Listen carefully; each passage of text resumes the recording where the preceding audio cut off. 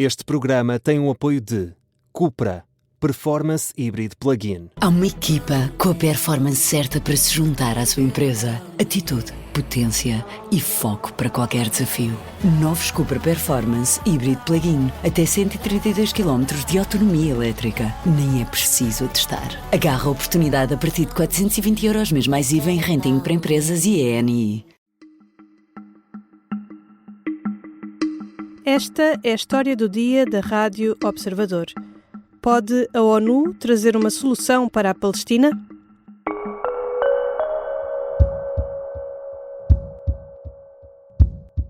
Não temos qualquer hesitação quanto à ideia de que queremos ter relações pacíficas, profícuas, frutuosas com ambos os Estados e que, evidentemente, desejamos que Israel possa compreender esta nossa posição. Ela não é feita nunca, em caso algum, contra Israel. Ela é feita a favor da paz e a favor, naturalmente, do direito do povo palestiniano à autodeterminação. Portugal reconheceu oficialmente o Estado da Palestina. A decisão foi tomada dias depois de uma declaração das Nações Unidas a apoiar uma solução de 2 Estados para Israel e Palestina sem o envolvimento do Hamas. Esta declaração foi aprovada por 142 países. 10 votaram contra, entre eles os Estados Unidos, Israel e a Hungria, e 12 abstiveram-se. Mas o que significa o gesto português? Que consequências tem? Numa altura em que tem início a 80ª Assembleia Geral da ONU, que papel poderá ter esta organização na procura de uma solução de paz? Vou falar com o Major-General Arnaud Moreira, especialista em geopolítica e autor do podcast da Rádio Observador, O Domínio da Guerra. Eu sou a Teresa Abcacis e esta é a história do dia de terça-feira, 23 de setembro.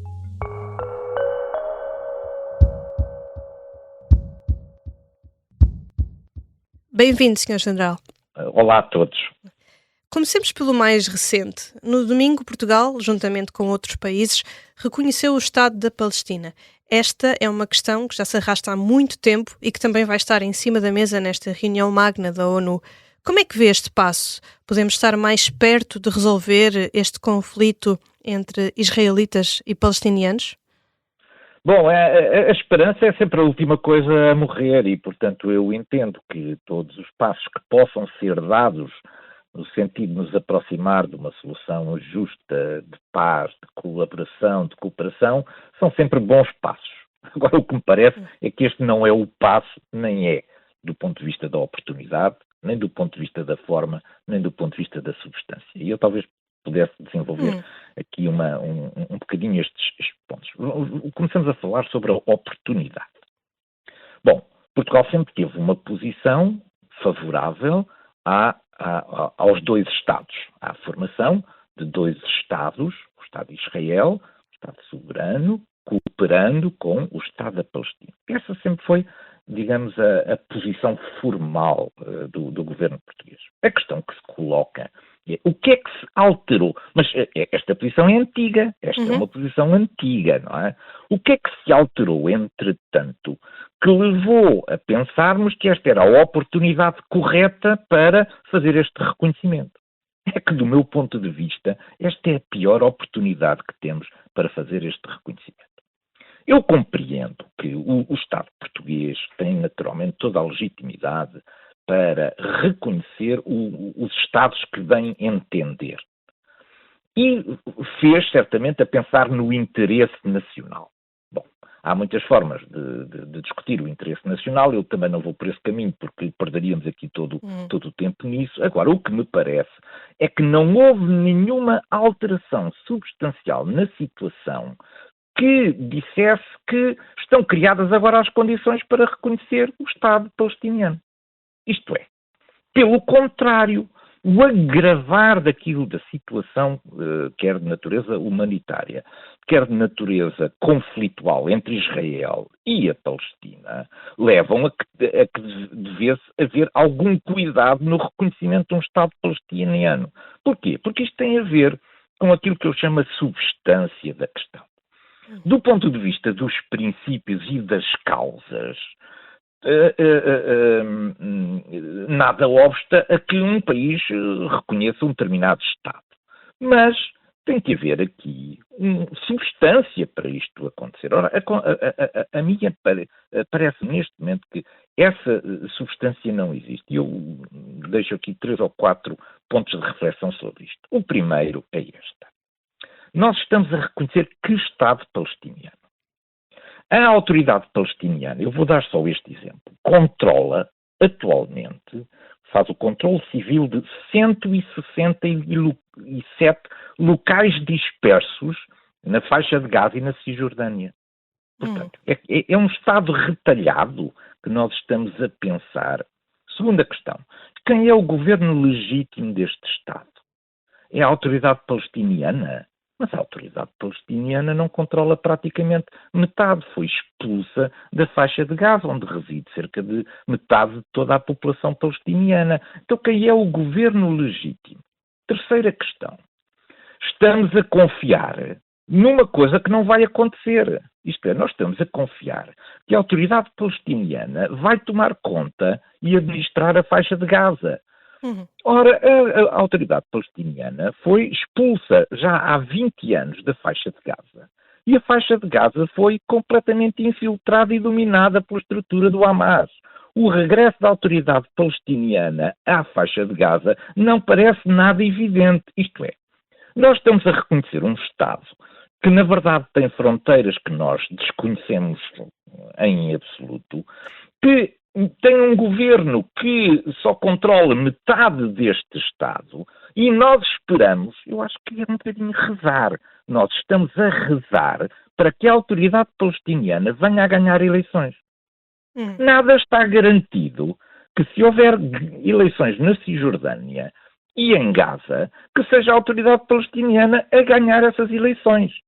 Nada. E, portanto, o que nós fizemos foi aceitarmos uma carta de Mahmoud Abbas em que se compromete com um conjunto de princípios.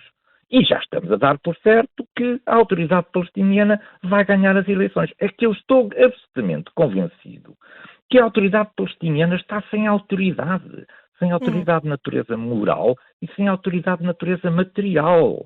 E que ao fim de 30 e tal anos de existência, a autoridade palestiniana foi um órgão provisório que foi criado em 1994. Depois destes anos todos, a autoridade palestiniana não deu solução para o Estado. Isto é, a colaboração, a cooperação entre Israel e a autoridade palestiniana não produziu um Estado. Parece mais um... Parece mais um... produziu o Estado. Quem está a conseguir produzir o Estado palestiniano é o Hamas, não é a autoridade palestiniana. Parece mais um salto de fé, como diz, não é? Isto é um ato de fé. É um ato de fé. É um ato de fé que esconde interesses. Pronto. E agora eu falaria só muito rapidamente sobre os interesses. Todos estão a reconhecer o Estado, este conjunto de grandes países, natureza ocidental, que está a reconhecer por diferentíssimas razões. Mas aproveitam todos a boleia uns dos outros para esconder as respectivas razões. As razões que levam a França a reconhecer têm a ver com o poder da rua árabe em França, com o aproximar das eleições presidenciais, e Macron precisa dos muçulmanos votantes franceses para votarem do seu lado. Resulta do grande negócio que está a procurar fazer com a Arábia Saudita sobre os caças de combate Rafale, onde está em oposição aos F-35 que os Estados Unidos querem vender. E, portanto, há estas razões não têm nada a ver com os palestinianos, do meu ponto de vista. Tem a ver com um conjunto de interesses que estão escondidos atrás desta razão. Porquê é que Portugal vai atrás? Porque Portugal está desconfortável. É a minha leitura. Eu, ao ouvir as palavras do Ministro dos Negócios Estrangeiros... Ele disse que era feita a favor da paz e do direito do povo palestiniano à autodeterminação. Aquele conjunto de justificações é de quem está muito muito pesaroso, quase, de ter que fazer este reconhecimento. Mas porquê é que o faz? Falo para ir à boleia dos outros. Isto é, para disfarçar no meio de todas de todos estes países que o fazem, um incómodo que me parece evidente. Depois, ainda tenho mais uma para dizer sobre a questão da forma. Uhum. O facto disto ter sido anunciado fora dos holofotes públicos portugueses e ter sido feito numa sala da delegação portuguesa nas Nações Unidas, parece muito esta questão de afastar perguntas e jornalistas de um tema que é incómodo. Portanto, eu do ponto de vista da forma, também não gostei que fosse feito desta maneira. Eu achei que tinha a solenidade necessária para ser feito em São Bento ou num outro local qualquer, com a dignidade suficiente para o reconhecimento formal. Só que procurou de alguma maneira, pareceu-me a mim, isto pode haver outras opiniões, eu também posso falhar nesta minha opinião, mas pareceu-me a mim que o que se pretendia era que isto passasse um bocadinho despercebido. E por falar O que revela o tal desconforto, o que Certo. revela o desconforto que a própria declaração depois também traduz, porque nós sabemos que ofendemos Israel com isto. E por falar, já agora por falar na ONU, qual é que deve ser o papel da ONU neste conflito? Sabemos que Israel também faz parte também vai estar presente na Assembleia Geral. Benjamin Netanyahu já veio negar o direito à existência de um Estado palestiniano.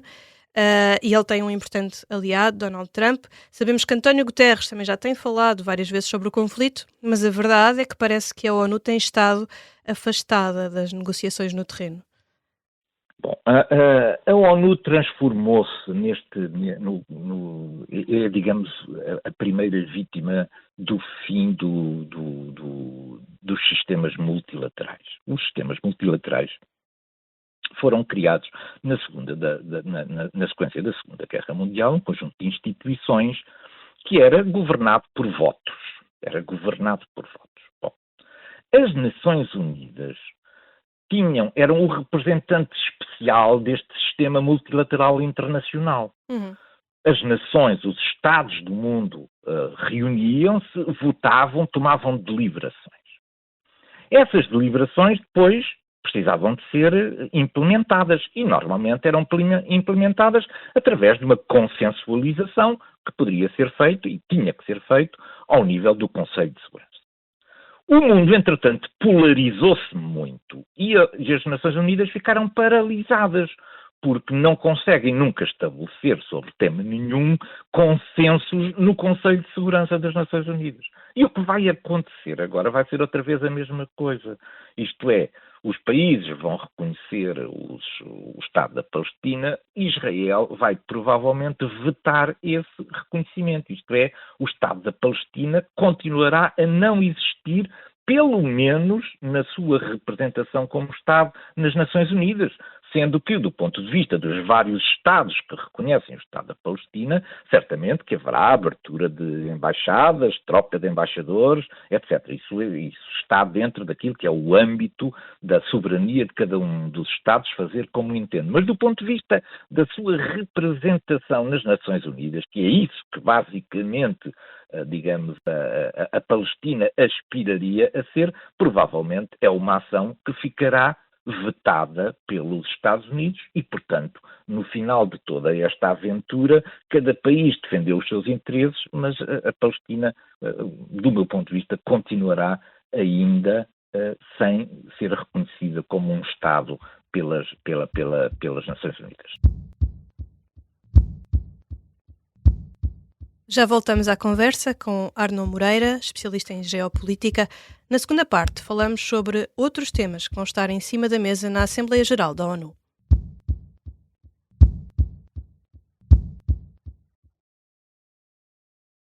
Estamos de regresso à conversa com o Major-General Arno Moreira.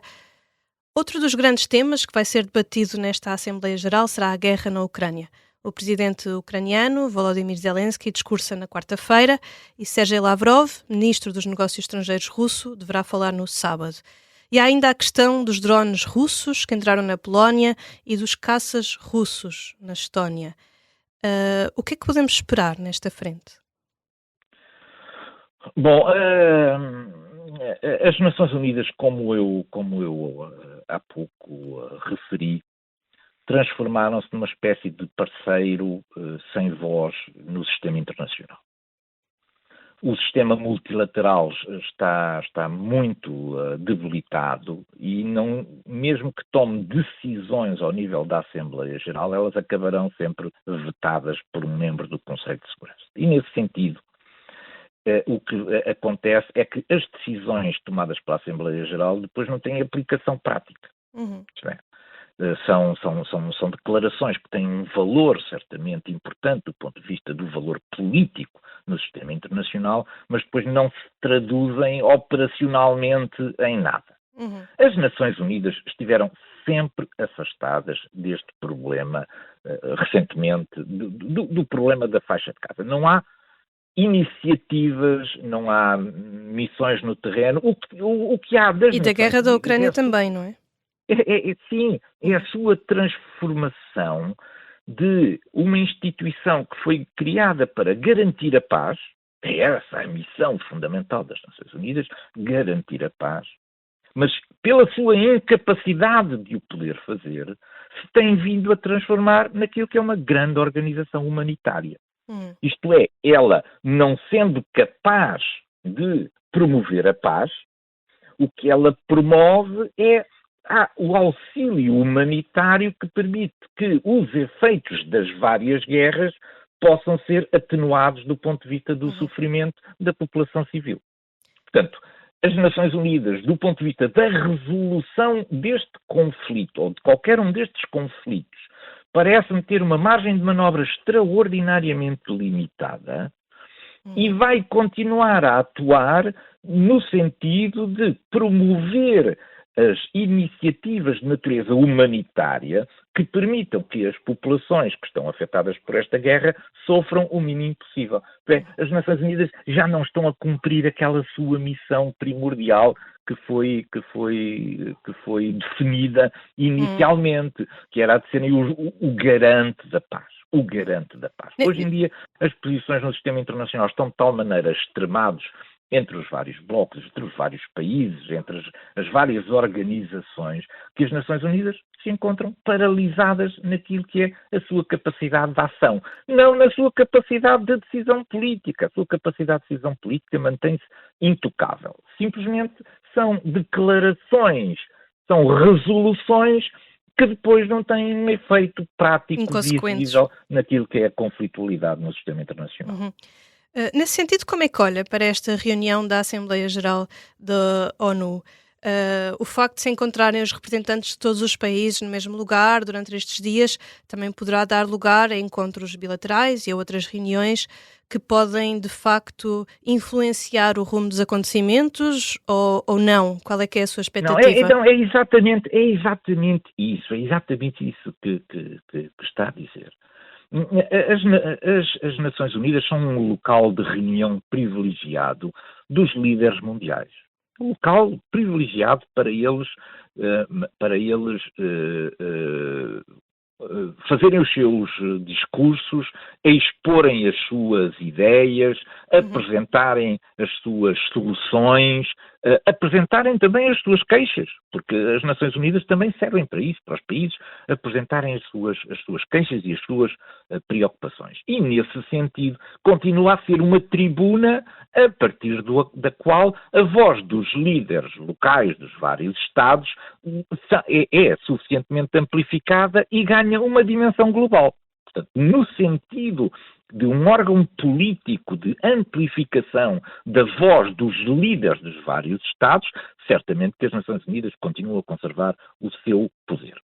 Por outro lado, a presença de muitos líderes durante este conjunto de sessões permite que os líderes se encontrem entre si. E, portanto, não obstante poderem não haver resoluções com efeito prático do ponto de vista que saiam da Assembleia, o simples facto de os líderes terem oportunidade de se encontrarem entre si permite certamente avançar para soluções de natureza bilateral ou de natureza regional que também não são despiciendas quando o objetivo das Nações Unidas também é pôr os povos, as nações, os Estados a falarem entre si. E, portanto, nesse sentido, a reunião da Assembleia Geral das Nações Unidas também pode proporcionar efeitos benéficos úteis para aquilo que é o diálogo necessário entre todas as forças deste planeta. Obrigada, Sr. General Arnaud Moreira. Nada. Um bom dia para todos.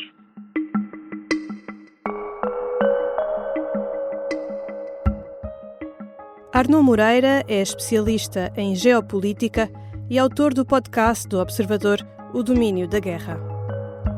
E agora, 3 coisas para ter em conta esta terça-feira. Apesar de os encontros paralelos já terem começado, é hoje que arranca a reunião número 80 da Assembleia Geral das Nações Unidas. O primeiro a discursar será o presidente brasileiro, que historicamente abre sempre este encontro, seguido do presidente dos Estados Unidos. Numa altura em que se têm acumulado os problemas nas urgências de obstetrícia em algumas regiões do país, a Ministra da Saúde, Ana Paula Martins, vai responder às perguntas dos deputados no Parlamento a partir das 3 da tarde na Comissão de Saúde. Arranca esta terça-feira a campanha de vacinação contra a gripe e contra a Covid-19 nas unidades de saúde do SNS e nas farmácias comunitárias. Este ano estão previstas quase 5 milhões de doses para prevenir os impactos destas doenças. Esta foi a história do dia. A sonoplastia é do Pedro Oliveira, a música do genérico é do João Ribeiro. Eu sou a Teresa Abcacis. Até amanhã.